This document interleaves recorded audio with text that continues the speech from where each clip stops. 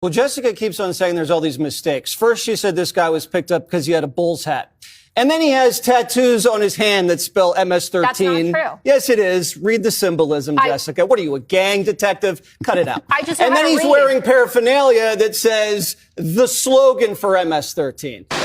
Now, this is the father of her children, Casey Barrera Rosa. He's charged with murder, and he's currently in ISIS custody.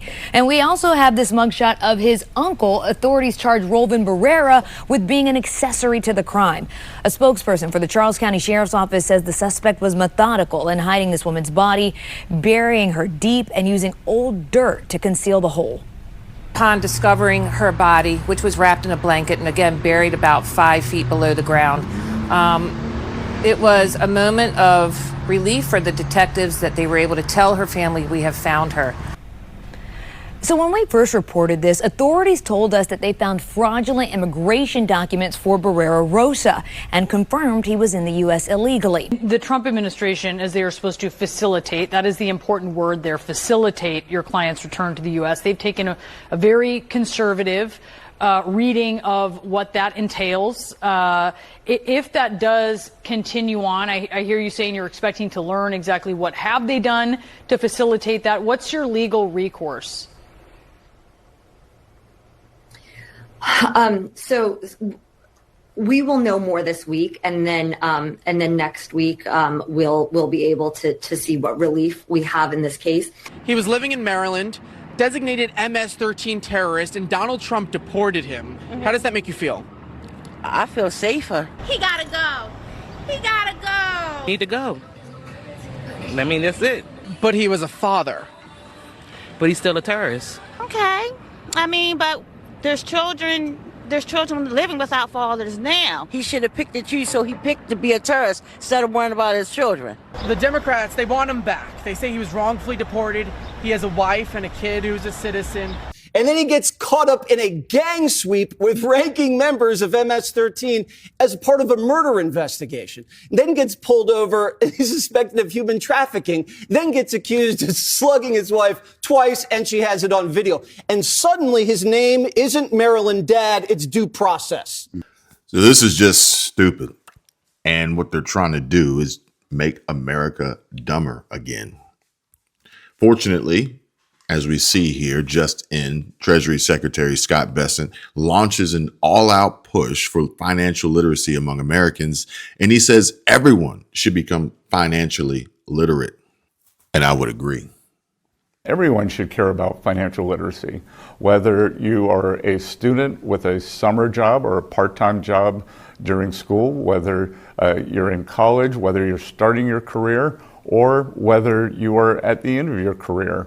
Making good financial choices creates economic security, and look, it's fun. You learn about the markets, you learn how to properly allocate resources, and there's a big payoff over the long term for something you can do early in your career. And you learn not to commit crimes of fraud. New York Attorney General Tish James' entire world is crashing down around her as we speak, and it is something to see. On Tuesday, the Department of Justice received a criminal referral from the U.S. Federal Housing Finance Agency against Tish James. This allegation is one of the most ironic that we have ever heard. Tish James, who spent the last few years alleging Donald Trump's business was messing with asset valuations to get lower interest rates, has allegedly committed fraud to get lower interest rates. Also an array of other likely crimes. Again, this is an unbelievable story tonight. It almost seems too good to be true, but the evidence looks to be rock solid. We're going to talk to the guy that dug it up here in just a couple of minutes, the man that found all of this. The media is now on the hunt for Tish James. She's being stalked. Cameras were outside of her home earlier today. Her piece is now over, and it's so well deserved. It appears New York's Attorney General has lied about her principal residency, lied about rental income, lied about the number of units in a townhouse she owns to gain a lower interest rate. Also indications she flew private on taxpayer dime for campaign events, and claimed that her dad was her husband for special benefits on a mortgage. There are an array of allegations here, and they all seem very, very solid. Again, it's an amazing story. And knowing all And you thought Ilhan Omar marrying her brother was bad. Big old Tish claims she was her father's wife. Ick. And this is Peter Thiel, co-founder of PayPal and one of the most controversial minds in Silicon Valley. He just sat down with Joe Lonsdale and revealed mind-blowing facts about the government and AI that 99% of people wouldn't know. And we've got a list of 8 key takeaways, with number 6 being extremely fascinating here. And do you know why 99% of people wouldn't know? It's simple. Because these are professional liars, and that's all they do is lie to you and lie to me. Do you regret saying that President Biden had a mental acuity? He had a sharpness to him. You said that up until July of last year. I said what I believe to be true. And you think he was as sharp as you? I said I had not seen decline. And I hadn't at that point. You did not see any decline from 2024 Joe Biden to 2021 Joe Biden? Not when I said that. You know, the thing is, he was sharp. He was on his feet. I saw him. Live event. I had meetings with him a couple of times. Senator, on his feet is not praise. He can speak in sentences is not praise. All right. Fair enough. Fair enough. Look, the question is, what are we going to do now? Okay. And here's a sneak peek at what's up next in their bullpen, folks. The next lie they're going to tell, twist, spin, wait for it. The media is coming with false reports and claims, but here's the truth. The Vigilant Fox says, report, China's retaliation against President Trump's tariffs just blew up in their face. After grounding dozens of Boeing planes, Beijing thought it had the upper hand, but now that move is backfiring badly. Chinese factories are collapsing under the weight of economic uncertainty, and insiders say more than half could shut down this year. And one supplier admitted, I nearly passed out, is what he said, after a major U.S. client suspended all orders. And it's not just the tariffs. Zero Hedge reports China is spiraling, deflation, unpaid wages, and collapsing property giants, all while the CCP scrambles to hide the damage from the world. Trump's critics call it reckless, but the unpredictability of Trump is working miracles, keeping China guessing at every turn, maybe. And Daily Pulse has Z Media breaking it all down, plus why China may be out of options in their latest report. Subscribe for more. That'll be coming up next in another video. And now let's run down the list of Peter Thiel and his 8 key takeaways here, folks. Number 1, the government fraud that could prosecute thousands. And it says here, remember Oliver North from Iran-Contra? Prosecuted for mislabeling funds. Thiel says you could prosecute thousands of bureaucrats for the same crime. They're hiding billions by labeling political operations as food to Africa. Number 2, the $600 billion China trade war plan. Thiel's blueprint for resetting global trade, and it includes the goal of radically changing China's relationships worldwide, the strategy to move production to Vietnam, communists but not expansionists, and the outcome, stronger Western alliances versus geopolitical rival. Number 3, why both extreme optimism and pessimism are dangerous. And he says here, extreme pessimism equals nothing you can do, and extreme optimism equals nothing you need to do. And both converge on laziness. His solution? Moderate optimism. Change is possible, but requires real work. Number 4, why tech is the only place to build new things. For 25 to 30 years, only tech shows real progress. Thiel's blunt advice is go into tech. It's the one place you can do new things. Number 5, why Trump's second term will be revolutionary. Thiel says, I'm the most hopeful I've been about things in a long time. Why is that? The opposition is completely exhausted and out of ideas. And this isn't like Trump's sabotaged first term or lame Bush Republicans. Real change is coming. And here we are, number 6, how Thiel finds trillion-dollar opportunities in his counterintuitive advice. Look for obvious solutions, not implemented signal barriers. Avoid popular sectors where VCs network or venture capitalists network, and target areas with zero competition. Quote, when everyone says you're insane, you might be onto something. I like that. I like that. And number 7 here, the $6.5 trillion elephant in the room. Thiel dropped a reality check on government spending. Annual government spend, $6.5 trillion. What we take in, $4 trillion. Deficit, $2.5 trillion. There's probably no fun way to fix that. And we move on here, and it says that's why Peter Thiel says that Doge matters. 60% is entitlements with massive fraud. 40% is discretionary, where Elon identified $150 billion in waste. And after 5 years of remote work, 90% of federal workers proved unnecessary. Maybe you can replace them without AI, and the AI can be completely fake.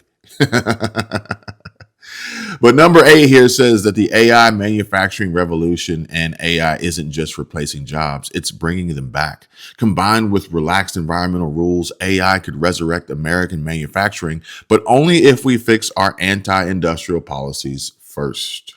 The original poster here says, thanks for reading. P.S. If you're wondering how to implement the new AI revolution in your business, I've built a predictive AI platform helping BFSI and healthcare companies spot problems before they happen.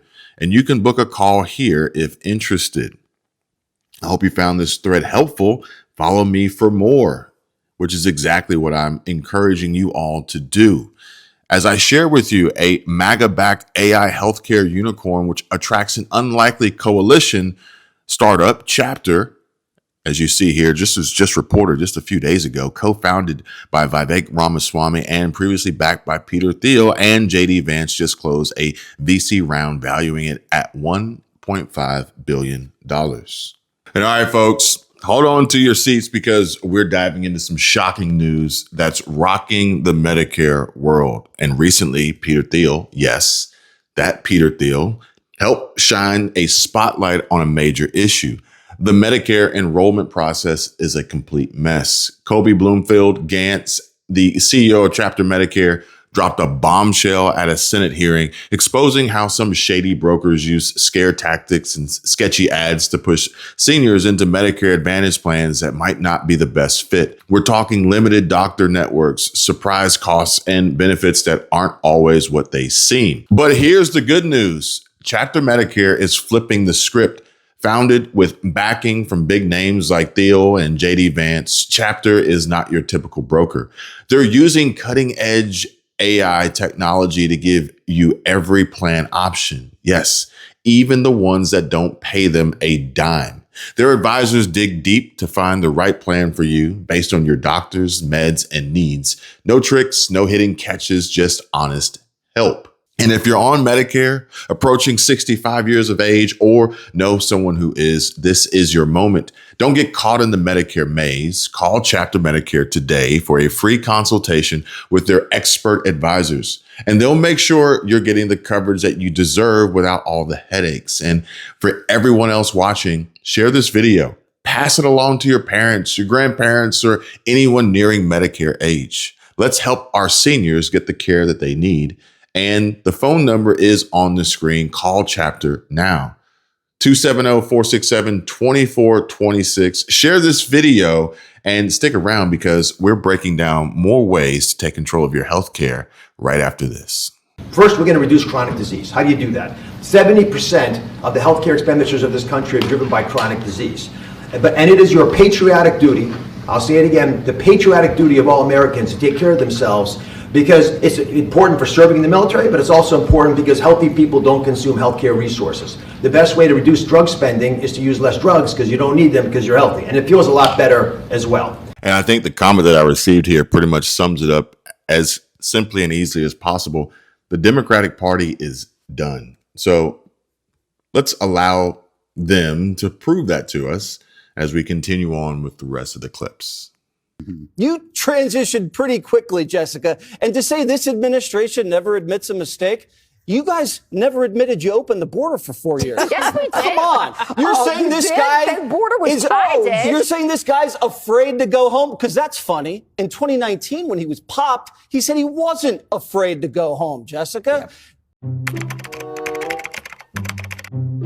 A Maryland man thought to be wrongly deported. Maryland man Kilmar Abrego Garcia. A Maryland man wrongfully deported. A Maryland man who was mistakenly deported. The Maryland man that was detained. The Maryland man mistakenly deported to a prison in El Salvador. They're not even trying to bring back a Maryland man. He's a Maryland man. Maryland man. The Maryland man. Maryland man. Kilmar Abrego Garcia, the Maryland man. The Maryland man. Maryland man. The Maryland man. The Maryland man they shipped to El Salvador. The Maryland man who was sent to El Salvador. This man from Maryland. A Maryland man, the case of a Maryland man. The Maryland man. Maryland man. Maryland man. Maryland man. That Maryland man. The case of the Maryland man. Maryland man. Kilmar Abrego Garcia, that's a Maryland man. The Maryland man. This Maryland man. The Maryland man. The Maryland man. He had no intent of returning the Maryland man. A wrongly deported man, Maryland man, I should say. Kilmar Abrego Garcia, a Maryland father. Kilmar Armando Abrego Garcia. That's the Maryland father. Maryland father who had been deported. There's this young man from Maryland, father. A Maryland father who came here at age 16. Kilmar Abrego Garcia, Maryland father. Maryland father. Maryland father. Mistakenly deported father. The Maryland father mistakenly deported. The Maryland father who was wrongfully deported. Kilmar Abrego Garcia, the Maryland father from Maryland. Maryland father. This Maryland father who was wrongly deported. Kilmar Abrego Garcia, the Maryland dad. The Maryland father mistakenly deported. The Maryland father. He is not a Maryland man. He is not a Maryland anything. He is an illegal alien from El Salvador with a deportation order from the United States. Funny that you're into due process now after bringing us the Me Too movement, cancel culture, and the Trump trials. You can't break into the country and ignore the process of coming here and then want a process to leave. You cannot cut the line to come here and then ask to be put in a line to go home. They're calling this a national emergency. Is this a national emergency? I wouldn't call it a national emergency. We got more things going on. We have more things, more fish to fry. I just found out about it, so I don't think so. What kind of national emergency? For what? What is the emergency for? Ain't no national emergency, no. He was accused of hitting his wife twice and was a suspected human smuggler. Was he wrongfully deported? No, he need to go. If he's a smuggler, yeah, he need to be deported. It's better to be safe than sorry. I mean, the thing is here that each court that has looked at this case has said that facilitate is an active verb. What that means is that the government can't simply do nothing. They can't simply say, okay, well, if Mr. Abrego Garcia turns up at our border, we'll let him in. They have to actively assist in his return to the United States. And that is what the Supreme Court has ordered them to do. And the fact that they feel as though facilitate can mean that they can quite essentially do nearly nothing is really just at odds with that decision and should really be shocking to the American people, because what that means in essence is that somebody, as the Fourth Circuit has said, can be whisked away to a foreign prison, and then the U.S. government says that there's nothing that they can do actively to assist in their return to the United States. An extremely scary notion. Your senator here, Chris Van Hollen, he flew to El Salvador where this guy was deported. He met with them, had lunch with them, had margaritas on the table. What's up with your senator? I have no idea, but I do believe that was a waste of taxpayer dollars. You agreeing with somebody whipping their wife, terrorizing where you live, then you don't need to live here either. Senator Van Hollen, you need to come see me, Mr. Coley, because you doing like that. You need to take care of home before you go in other states. He went to El Salvador. Oh, that's another country, excuse me. What has Senator Chris Van Hollen ever done for you? Nothing. Nothing. For me, nothing. Nothing that I know of. He ain't do me. I can admit that. I've never even heard of this person. Do you want Kilmar Abrego Garcia, this quote-unquote Maryland dad, living back in Maryland? No. No. No. No. Not if he's doing trafficking, no. Why the I want somebody like that back? No. What is your message to the Democrats who really want him back in your community? Why would you want that in my community? Bring it to your community and see how long you like it up there. Leave them, or y'all go over there with them. You're focused on the wrong thing. If they illegal come.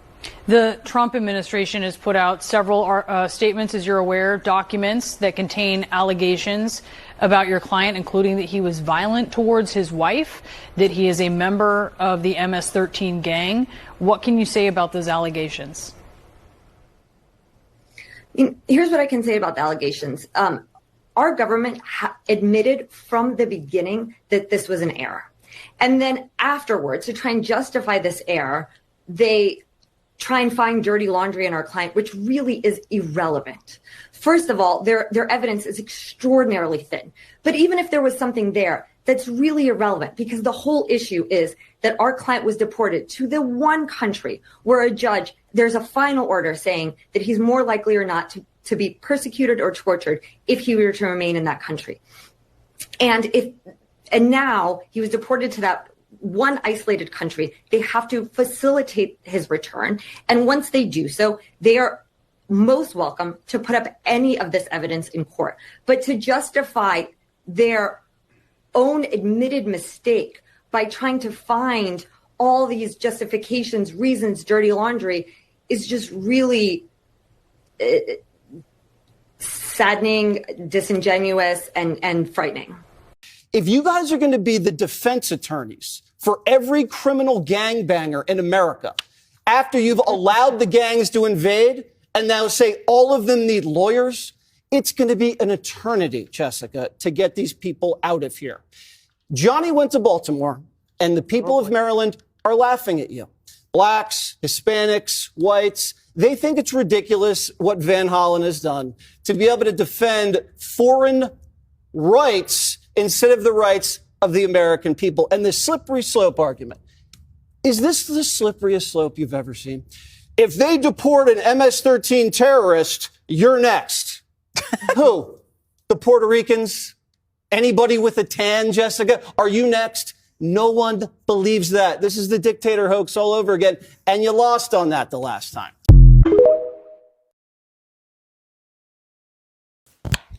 Absolutely insane, to say the least.